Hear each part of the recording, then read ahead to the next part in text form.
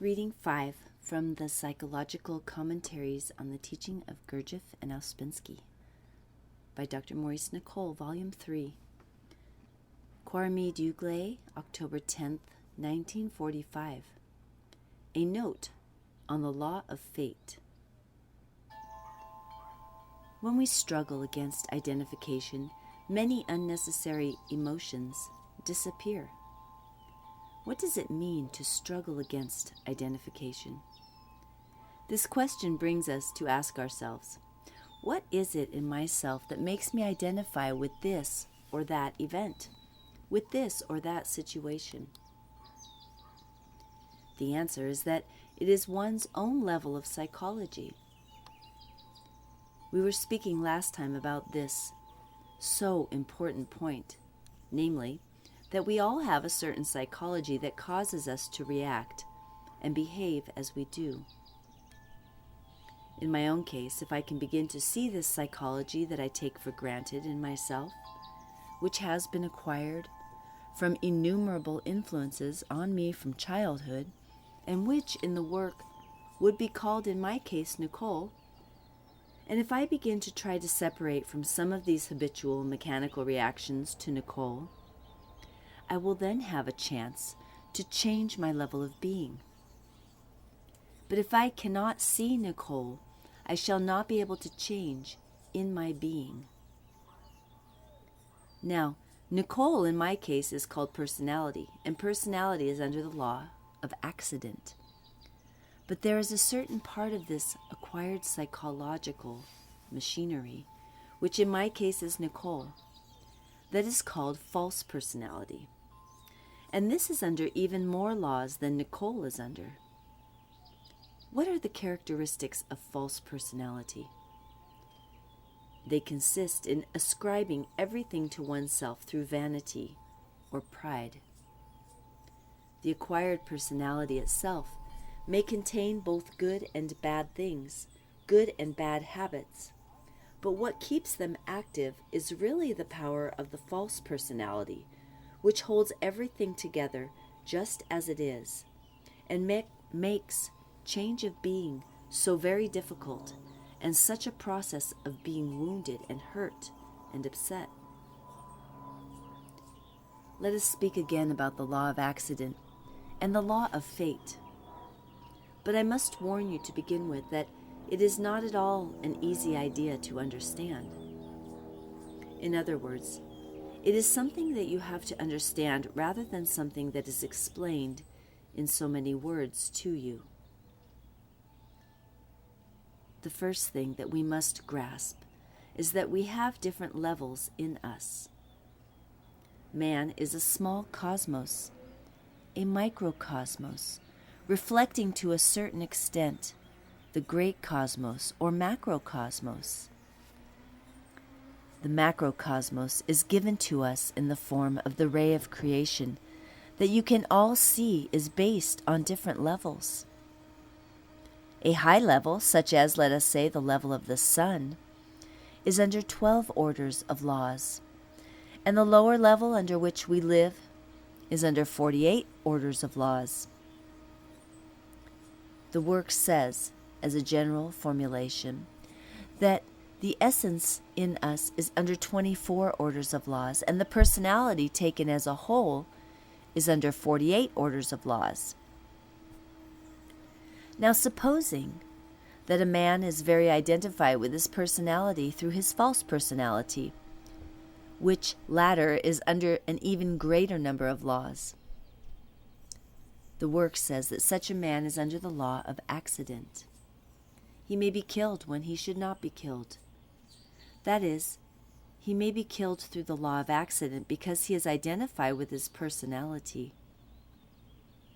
All this work consists from one side in not identifying with the personality, particularly with the false personality, and in separating from the personality. If you are completely identified with yourself as you are and take yourself for granted, and do not see that you have anything called a psychology or a personality, if you always act mechanically from your acquired personality, and take it as yourself, you are not under the law of your fate, which belongs to essence, or the more internal side of you. Everything you do is, in a sense, unreal, because you are not really doing it from yourself. As understanding grows in a man or a woman in the work, they see more and more that lots of things they have been thinking and saying are not real and do not really belong to them at all, but have been acquired by imitation. Now you know that the work says that understanding is the strongest force that we can create in ourselves. And the more understanding that we have in our personal work, the more results we shall get. When a man does something from his understanding, he is not acting mechanically from his false personality.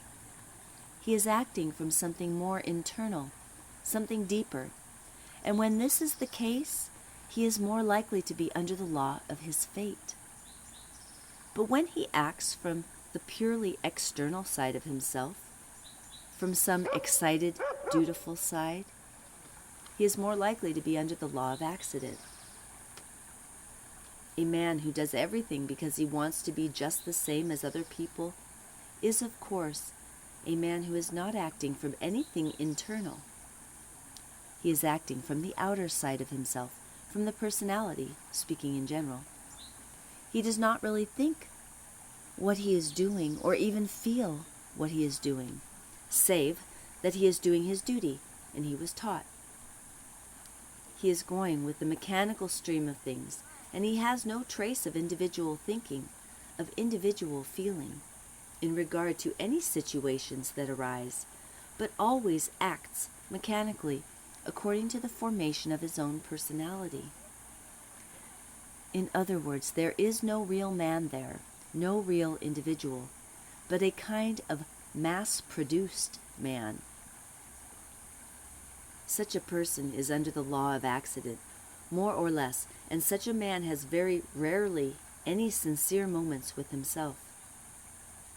He goes with his psychological machinery that has been laid down in him and simply is his machinery. That is, he is completely identified with his personality and takes his personality as himself. He never questions what he does. He never thinks about what he does. Such a man belongs to the mechanical circle of humanity and is a long way from the conscious circle of humanity. His views are stereotyped. His buffers are fixed. His attitudes are acquired. And so there he is, quite an excellent kind of man, but quite asleep to himself. Such a man is not under the law of his fate. Now supposing such a man begins to observe himself in the light of the teaching of this work, and begins to notice what he says and how he behaves, and occasionally begins to wonder why he says these things and always behaves like that. Such a man is beginning to observe himself, and through self-observation begins not to identify with himself. This man, this woman, has begun to pass into a more internal person, himself, herself. They are beginning to separate from the personality, and especially from the false personality, which governs external life.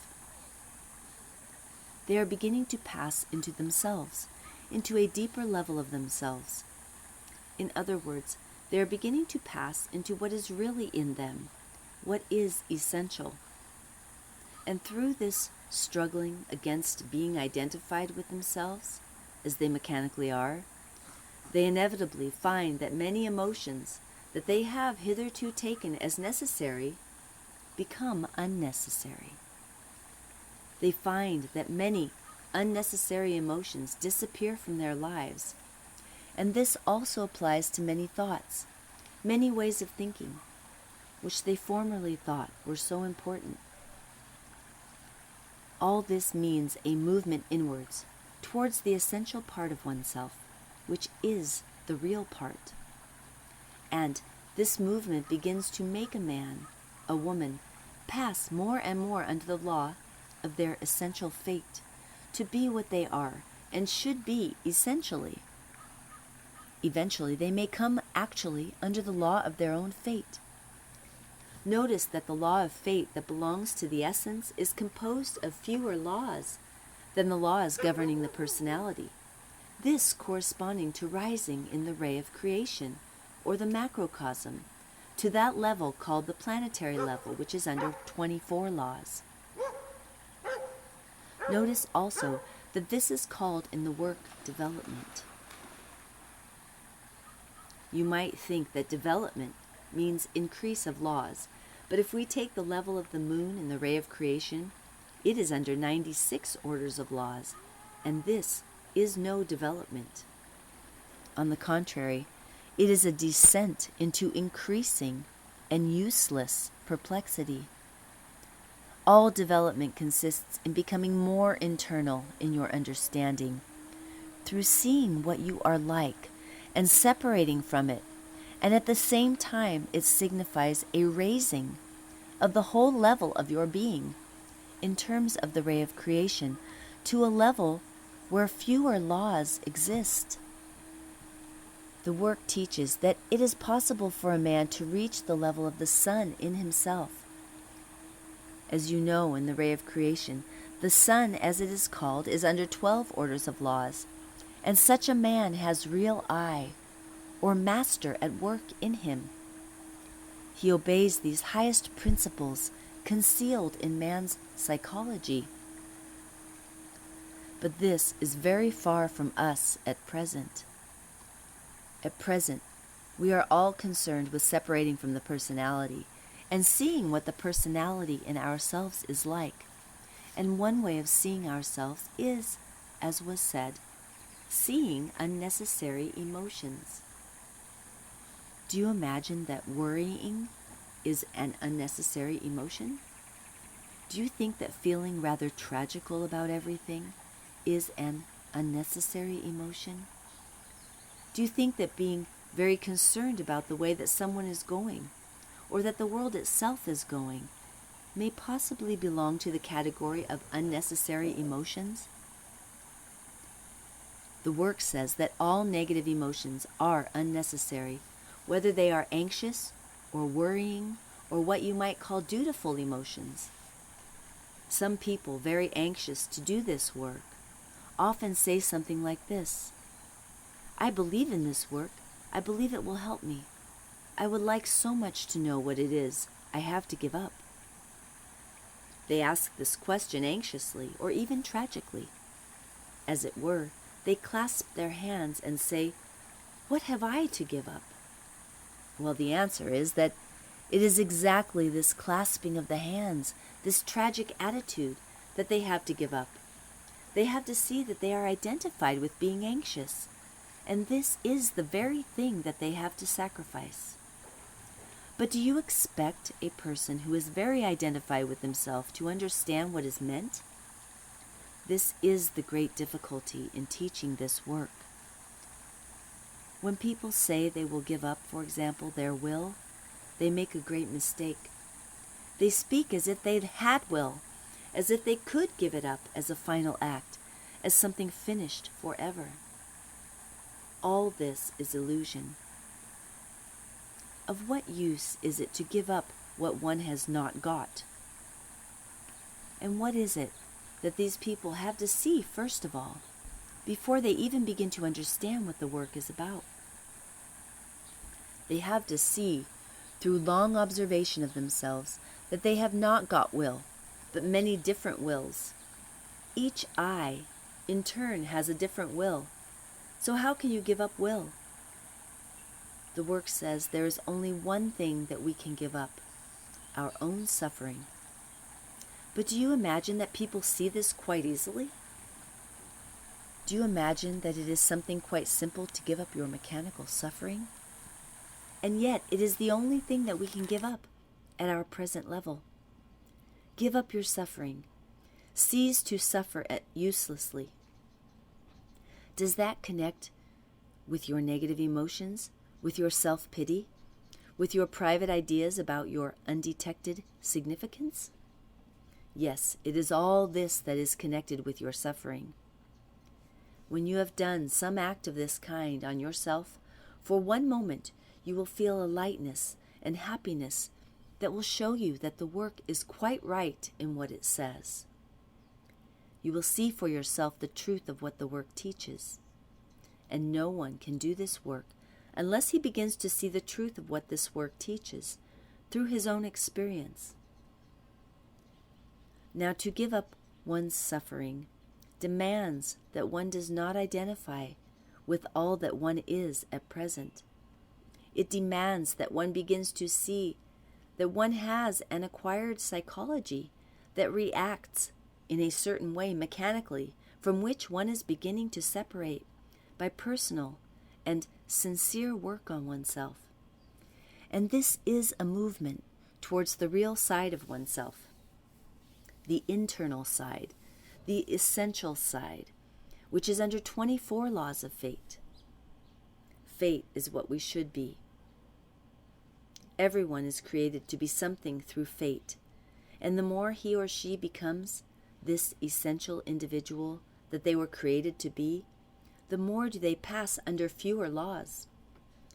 Fate really means that which is primarily ordained, one's own real destiny. When a man begins to will this work into his own life, he will inevitably pass towards his inner growth, his inner destiny. Certainly, he may become something quite different from what he was in life. Many accidental things that belong to his personality, and especially to his false personality, may fall away from him. But such a man will be doing this work and reach a point that it is possible for certain people to reach, a point which gives him his true center of gravity and his true being. He will then no longer be an artificial man, an invented man on the surface, but he will become a real man. The object of this work is to make us real men and real women, not invented people governed by false personality. For as such, nothing that happens to us, or let us say very little, really belongs to us at all. If you remember the principles of this work, and if you try to put your will, such as you have, from eyes that wish to work, into following these principles, into following certain rules that you were taught, especially about wrong talking, inner and outer, if you begin to obey the central idea that you must, for example, remember yourself, it may be said that you are giving up your ordinary will, such as it is. By following the work, by meditating on it, by thinking about it, and bringing it into your life every day in a fresh way, you will begin to pass towards the real side of you, and so out of the law of accident. From one point of view, you do not have to give up anything, nor do you have to be told to do something. So much of this work consists in not doing something that you always did. But here lies a long struggle to understand how very gentle the influences of this work are. You have, for example, to give up your negative emotions. What does it mean to give up your negative emotions? It means, in the first place, to follow what the work says. But how can you give them up? First of all, you have to observe them, and then try not to identify with them. Most people, about 5 minutes after they get up in the morning, begin to identify with negative emotions. They identify with their habitual, personal reactions to life. They do not observe what happens to them simply because they have no self-observation in the work sense. They let themselves go. They do not remember themselves. They do not hold themselves together internally. In other words, they instantly fall asleep on rising. They pass the day in attracting to themselves situations and things that would not come to them if they remembered themselves. Half an hour's work in the morning can make a great difference all day long. You can see, all for yourselves, what it means to be under the law of accident and the law of destiny or fate. But people have to find this out for themselves. People often open letters the moment they get up. I wonder why. Is it necessary to be plunged immediately into the accidents of life without having formed in yourself a certain resistance to life, without having a certain sacred moment with yourself of self-remembering, so that life and all its accidents do not instantly rush in and occupy the whole psychology?